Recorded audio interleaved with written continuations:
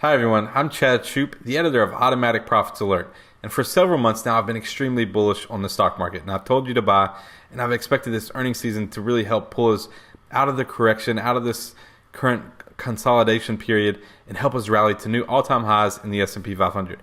And I stand by that. I still think that we're going to see an enormous rally, but I also don't kick away the seasonal trends that take place in the stock market.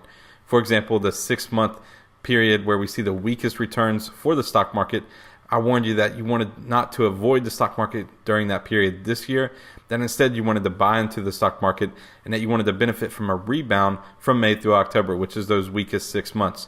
Well, if you did that from May through today, the stock market is up over 6%, which is a very strong run for the S&P 500. When you think about over any 1 year period, a 10% average return is expected. So 6% in just a couple of months is a solid return.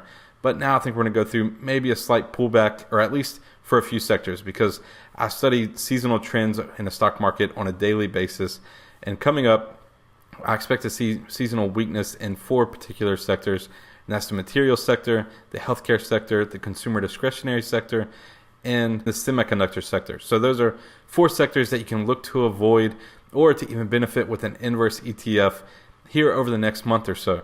Now, I expect it to be a short-lived pullback, so don't use this as a cautionary sign to jump out of the market or to exit completely.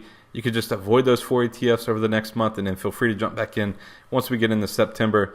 Or you can look to benefit from this pullback by using an inverse ETF. Now, an inverse ETF is just set up to track the opposite return of the overall ETF. So as the ETF falls for that sector, this inverse ETF would actually rise. And that's what you're looking for to benefit from the pullback. And I don't recommend shorting stocks because, after all, a company's main purpose is to rally. If a company sees weakness in their share price, they're going to do whatever they can to lift it back up, at least in the short term.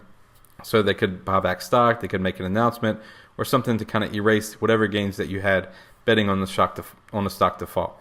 So I just avoid shorting stocks, and I look to use an inverse ETF as a way to capitalize on a general pullback for that sector.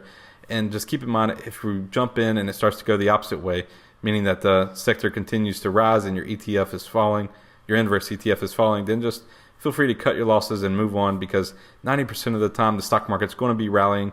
And right now I think is an extremely bullish opportunity, and stocks are going to rally from here till the end of the year. We're just going to go through a short pullback in the month of August. So be sure to look out for that, and you can avoid those 4 sectors if at all possible.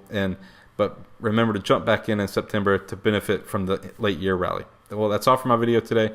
If you enjoyed it, be sure to subscribe to our page and continue following us for more great insights. Until next time, I'm Chad Shoop with Automatic Profits Alert.